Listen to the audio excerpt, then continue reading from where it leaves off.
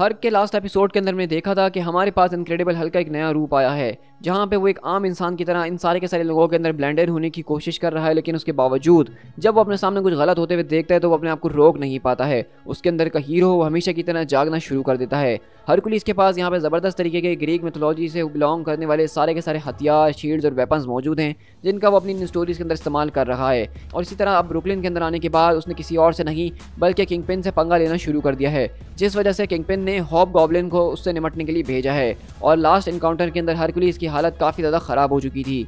तो अब आगे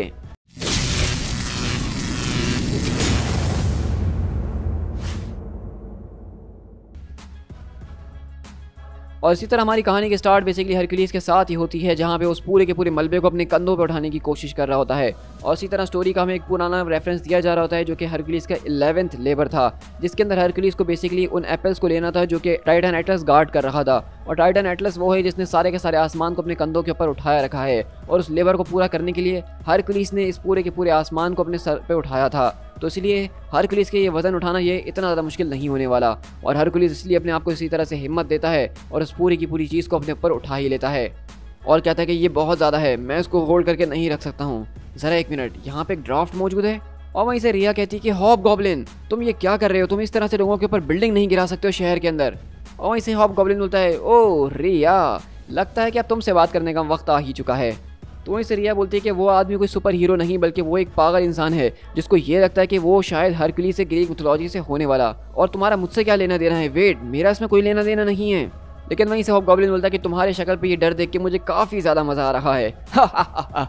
और अगले पल हॉबगॉब्लिन यहाँ से रिया के पीछे लग जाता है उड़ता हुआ। और हरकुलिस बोलता है कि come on stupid weak useless mortal, मुझे कुछ ना कुछ करना ही होगा। और अगले पल वो अपनी उस तलवार को वहाँ से निकालता है, जिसका इस्तेमाल करके वो सीधा ज़मीन के नीचे चले जाता है सबवे के अंदर। और उसी तरह रिया वहाँ पे जो है हॉबगॉब्लिन से भागने की कोशिश कर रही होती है। और रिया यहाँ पे यही चिल्ला रही होती है कि वेट, स्टॉप इट, मेरा सब के अंदर कोई लेना देना नहीं, मैंने इसके अंदर कुछ नहीं किया। लेकिन हॉबगॉब्लिन बोलता है कि मेरे बॉस किंगपिन का इसके बारे में मानना कुछ अलग है। तुम हो little miss Athena dinar waitress, जो कि अपनी नाक हर जगह दूसरों के मामलों में घुसाती है, और ये बात मेरे बॉस को बिल्कुल भी नहीं पसंद है। और तुम ही वो हो ना जो कि उस आदमी को बार बार कही जा रही थी कि उसको ये जगह नहीं भेजनी चाहिए। वो जगह जो है वो बहुत ही ज़्यादा कीमती है किंगपिन के लिए, जहाँ पे वो एक स्पोर्ट्स बार बनाने वाला है और उससे वो काफ़ी ज़्यादा पैसा कमाएगा, और हमारे बॉस को ना सुनना बिल्कुल भी पसंद नहीं है। और इसी तरह हॉबगॉब्लिन यहाँ पे अपने पंपकिन बॉम्ब्स को उसकी तरफ फेंकता है, लेकिन इतनी देर में हरकुलिस वहाँ पहुँचकर अपने तीर से उसको दीवार के साथ लगा देता है, जहाँ पे एक ज़ोरदार धमाका होता है और हॉबगॉब्लिन दूर उड़ के जाता है। और हरकुलिस बोलता है, तुम्हें अगर मुझे गिराना है तो तुम्हें इससे ज़्यादा बेहतर करना होगा विलन, क्योंकि मेरे पास अपने खिलौने मौजूद हैं। और वहीं से हॉबगॉब्लिन का वो बेसिकली जो बैग होता है उसको वहाँ पे तीर मार कर गिरा देता है। लेकिन हॉबगॉब्लिन बोलता है कि यार अब तुम मुझे कम से कम हंसाओ तो नहीं। और ज़ोर से वो यहाँ पे हंसना शुरू करता है, और उसके हंसने से जो सोनिक स्क्रीम निकलती है उससे हरकुलिस काफ़ी ज़्यादा दूर जाता है। और वो कहता है कि सीरियसली ड्यूड, अगर मेरी सोनिक स्क्रीम तुम्हारा कुछ नहीं बिगाड़ रही तो आई एम श्योर कि ये मेरी फ्लेमी सॉर्ड जो है ये तुम्हारा बहुत कुछ बिगाड़ के रख सकती है, क्योंकि ये एक फ्लेमिंग फ्रीकिंग सॉर्ड है। लेकिन हरकुलिस वहाँ पे उसकी सॉर्ड से जैसे ही मुकाबला करता है और उसके ब्लेड के आगे वो सॉर्ड कुछ भी नहीं होती। लिटरली हरकुलिस की ब्लेड से जब वो उसकी सॉर्ड आगे टकराती है तो उसके टुकड़े हो जाते हैं, वो बीच में से टूट जाती है। और हॉबगॉब्लिन ये देख के परेशान हो जाता है, क्योंकि उसकी सॉर्ड एक ऐसी है जो कि किसी भी चीज़ को चीर सकती है, तोड़ सकती है, और हरकुलिस के सिर्फ एक ही अटैक पे वो टूट गई है। और ये देख के हरकुलिस उसके ऊपर अटैक करना शुरू करता है और कहता है, मेरे दिनों के अंदर जो क्रिमिनल जो गुनाह किया करता था उसको वही सज़ा दी जाती थी, तो तुम्हारी सज़ा तो ये होनी चाहिए कि मैं तुम्हें उस पूरे के पूरे मलबे के नीचे दफना दूं और वो ब्लेड तुम्हारे अंदर ही घुसा डालूं और वो फ्लेमिंग पंपकिन्स तुम्हारे हलक के जरिए तुम्हारी बॉडी के अंदर डाल दूं। तो अब मुझे बताओ कि तुम इनमें से क्या चाहते हो कि मैं तुम्हारी किस तरीके से जान लूँ। तो वहीं से हॉबगॉब्लिन बोलता है कि मैं यहाँ पे जो हूँ नंबर 4 को चूज़ करना चाहूँगा। हा, मतलब ये है कि जब भी मुझसे लड़ो तो अपना ध्यान ज़रा पीछे रखा करो, क्योंकि अगले पल हॉबगॉब्लिन का यहाँ पे एक तरह का जो गैजेट होता है वो यहाँ पे सारी की सारी चीज़ों की रिकॉर्डिंग कर रहा होता है। और कहता है, क्या तुम वाकई चाहते हो कि तुम यहाँ पे सारी दुनिया के सामने मेरा कोल्ड ब्लड मर्डर कर दो और लोग तुम्हें एक विलन बना दें? अगर ऐसा चाहते हो तो आओ मेरे गेस्ट बनो। और अगले पल हम देखते हैं कि यहाँ पे एक तरह की लाइव स्ट्रीमिंग हो रही होती है डेली ब्यूगल के चैनल के ऊपर, क्योंकि अगर आपको नहीं पता तो हॉबगॉब्लिन की जो अल्टरनेट पर्सनैलिटी है फिल्म, वो दरअसल डेली ब्यूगल के अंदर ही काम करता है। और उसी तरह सारे के सारे लोग बोलते हैं कि आखिरकार ये चल क्या रहा है। डेक्स्टर ने एक लाइव स्ट्रीम को ट्यूट करा और ये ज़रा चल क्या रहा है, एक आदमी जो कि जीसस की तरह सॉर्ड को लेके घूम रहा है वो यहाँ पे एक आदमी को मार रहा है। और वहीं से हॉबगॉब्लिन बोलता है कि यही तो फ़र्क है तुम्हारे और मेरे बीच में हेयर बॉल, कि मैं ना कि सिर्फ अच्छा दिखता हूँ और ना ही मेरी सिर्फ अच्छी पर्सनैलिटी है और ना ही मैं लोगों को सेक्सुअली ज़्यादा अट्रैक्ट करता हूँ, बल्कि मैं तो सिर्फ जीता ही इसलिए हूँ ताकि मैं लोगों को लाइव इंटरनेट के ऊपर मार सकूँ। तो मुझे इससे कोई फ़र्क नहीं पड़ता कि रिकॉर्डिंग हो या ना हो, लेकिन मैं तुम्हें ज़रूर मार डालूंगा। लेकिन वहीं से रिया जो है उसके बेसिकली उस पूरे के पूरे पाउच को उठाती है जो कि वहाँ से गिर गया था, और कहती है कि इसका बैग यहाँ पे गिरा हुआ है, देखते कि इसके अंदर मुझे क्या मिलता है। और अगले पल हॉबगॉब्लिन यहाँ पे हरकुलिस को बहुत ज़्यादा बुरे तरीके से पीट रहा होता है और वो कहता है कि तुम्हें आखिरकार क्या लगता है कि वो इन सारी की सारी वीडियोस को फर्स्ट प्लेस के अंदर हिट क्यों कहते हैं, उसकी कोई ना कोई तो वजह होगी ही ना। और अगले पल हम देखते हैं कि बेसिकली यहाँ पे वो जो आदमी होता है जिसने हरकुलिस को यहाँ पे बार के अंदर रखा होता है, उसकी बेटी बोलती है क्या आप ये देख रहे हैं डैड कि आपका सेवियर बार टेंडर वहाँ पे जाके खुद अपनी जान को गवा बैठ रहा है। तो वहीं से वो कहता है कि कम ऑन हेलेन, क्या तुम्हें लग रहा है वाकई में कि ये सब कुछ रियल है? आजकल लोग कुछ भी फोटोशॉप करके बना सकते हैं। लेकिन वहीं से उसकी बेटी कहती है कि आप डैड समझ नहीं रहे हैं, हमें इस जगह को बेचना होगा, वो लोग बहुत ज़्यादा खतरनाक हैं। लेकिन अगले पल रिया उसके बैग में से एक अजीब व गरीब गोस्ट मार्क्स निकालती है और वो सीधा उसकी तरफ फेंक देती है। और हॉबगॉब्लिन बोलता है कि बस अब बहुत हो चुका है, तुम मेरे सर के ऊपर सवार होते ही जा रही हो। और अगले पल वो उसको उड़ाता हुआ सीधा ऊपर ले जाता है और वहीं से वो कहती है कि नहीं नहीं नहीं प्लीज़। और हॉबगॉब्लिन बोलता है कि आखिरकार मैं तुम लोगों को कितनी बार समझाऊं कि डैडी के खिलौनों से नहीं खेलते हैं। लेकिन इतनी ही देर में एक सेकंड के अंदर हरकुलिस वहाँ से सीधा उठता हुआ अपनी शील्ड को लेकर आता है हॉबगॉब्लिन के ऊपर अटैक करने के लिए और कहता है कि अब बताओ कि तुम्हारा डैडी कौन है। और वहीं से हरकुलिस बेसिकली अपने उस प्लेट का इस्तेमाल करते हुए हॉबगॉब्लिन के जेट पैक के दोनों पैरों को काट डालता है। और उसी तरह वहाँ पे हॉबगॉब्लिन जो अपने पूरे के पूरे बैलेंस को लूज़ करता हुआ सीधा वहाँ पे आके ज़बरदस्त तरीके से ज़मीन पे गिरता है। और क्योंकि ये सारी की सारी रिकॉर्डिंग लाइव चल रही थी तो लोग अब बेसिकली हरकुलिस को हीरो मानना शुरू हो चुके हैं और कहते हैं कि ड्यूड ये तो बैड ऐस है। और वहीं से वो बाहर वाले अंकल कहते हैं कि अब मुझे विश्वास हो रहा है कि ये सच हो सकता है। लेकिन वहीं से उसकी बेटी कहती है कि मुझे तो अभी भी विश्वास नहीं हो रहा। लेकिन वहीं से हरकुलिस कैमरे के सामने आता और कहता है पीपल ऑफ ब्रुकलिन, मेरी बातों को ज़रा कान खोल के सुन लो। अब से तुम लोगों को जो है वॉर हॉक्स की किसी भी बात को मानने की कोई ज़रूरत नहीं, जो कि अपने आप को वर्शिपर्स ऑफ एरीज कहते हैं, क्योंकि ये सारी के सारी जगह, ये सारे के सारे लोग अब मेरी प्रोटेक्शन के अंदर मौजूद हैं। और इस बात की कसम खाता है Hercules, son of Zeus, lion of Olympus, conqueror of Cerberus, slayer of the Lernaean Hydra. और वहीं से रिया कहती है कि तुम तो बिल्कुल पागल हो, लेकिन ये पागलपन जो है एक अच्छी काइंड का है। और वहीं से हरकुलिस हॉबगॉब्लिन के पास आता और कहता है कि हॉबगॉब्लिन जो कि एक वानाबी मॉन्स्टर बनना चाहता है, मैं अपनी सारी ज़िंदगी असली मॉन्स्टर्स को मारते हुए आया हूँ, तो तुम्हें क्या लगता है कि मॉन्स्टर इस दुनिया से एक्सटिंक्ट क्यों हो गए हैं? क्योंकि मैंने ही उनको इस दुनिया से ख़त्म किया है। तो इसीलिए अब तुम मुझे वो बताओगे जो कि मैं जानना चाहता हूँ, कहाँ हैं वॉर हॉक्स और वो मेरे उन सारे के सारे वर्शिपर्स को कहाँ ले गए हैं जो कि मुझे मदद के लिए बार बार पुकार रहे हैं। लेकिन इसी तरह हम देखते हैं कि बेसिकली किंगपिन अपने टावर के अंदर बैठ के ये सारी की सारी फुटेज को देख रहा होता है। और वहीं से हॉबगॉब्लिन बोलता है कि सच कहूँ मेरे दोस्त, तो मैं तुम्हारी मदद करना चाहूँ भी तो मैं नहीं कर सकता हूँ, और क्योंकि मुझे इस बारे में कोई आइडिया नहीं कि हॉक वॉर्स या फिर ये तुम्हारे वर्शिपर्स ये कौन है और कहाँ मिलेंगे। मैं तो यहाँ पे से उस रेस्टोरेंट और उस लड़की के लिए आया था। लेकिन अगले पल हरकुलिस यहाँ पे सीधा हॉबगॉब्लिन को लेकर रेस्टोरेंट पहुँचता है 15 मिनट के बाद। और वहीं से रिया बोलती है कि हेलेन, तुम एक बहुत ही खतरनाक तरीके की चुड़ैल हो, तुमने वॉर हॉक्स को बुलाया था ये सब करने के लिए और तुमने ये सारी की सारी चीज़ें करी। तुम ही हो ना वो जिसने वॉर हॉक्स को इन सारी की सारी बातों को करते हुए ऊपर से सुन लिया था और तुमने ही जाके उनको ये बताया कि किस तरीके से उनकी एक मीटिंग होने वाली है। आखिरकार तुम ये सारी की सारी चीज़ें कर कैसे सकती हो?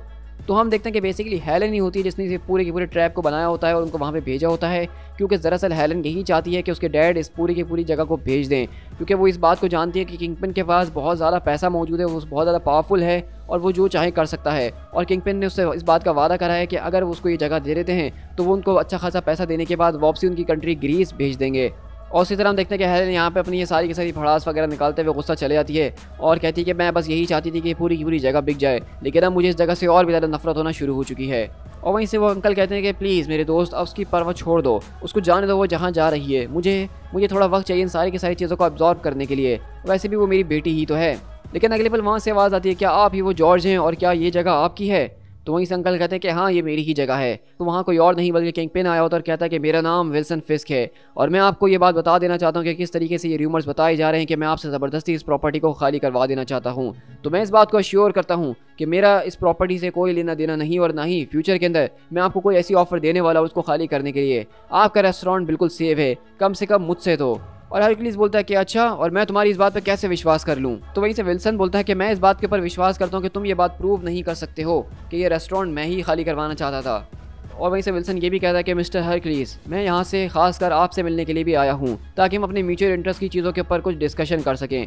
मेरे रिसोर्सेज ने डिस्कवर की है लोकेशन उन वॉर हॉक्स की, जो कि उनका मेन टेम्पल है जहाँ वो सारी की सारी चीज़ों को करते हैं, और मैंने इस बात का फ़ायदा उठाते हुए उस पूरे के पूरे एड्रेस को एक पीस ऑफ पेपर पे लिख लिया है जो कि मैं आपके लिए लेकर आया हूँ। तो हरकुलिस बोलता है और वो सारी की सारी चीज़ें तुम मेरे साथ क्यों शेयर कर रहे हो, इसके अंदर तुम्हारा क्या फ़ायदा है? तो किंगपिन बोलता है कि मैं सिर्फ एक कंसर्न सिटीज़न हूँ और मेरे सिटी के अंदर कुछ गलत हो रहा हो तो उसको रोकने के लिए मैं आपकी पूरी मदद करूँगा। तो हरकुलिस बोलता है कि नहीं, इसके बावजूद भी यहाँ पे कोई ना कोई तुम्हारा अपना फ़ायदा तो होगा ही इस इन्फॉर्मेशन को देने में, तो मैं वो जानना चाहता हूँ। तो विल्सन बोलता है कि तुम पहले से कहीं ज़्यादा स्मार्ट हो चुकी हो, क्या मैंने ठीक कहा?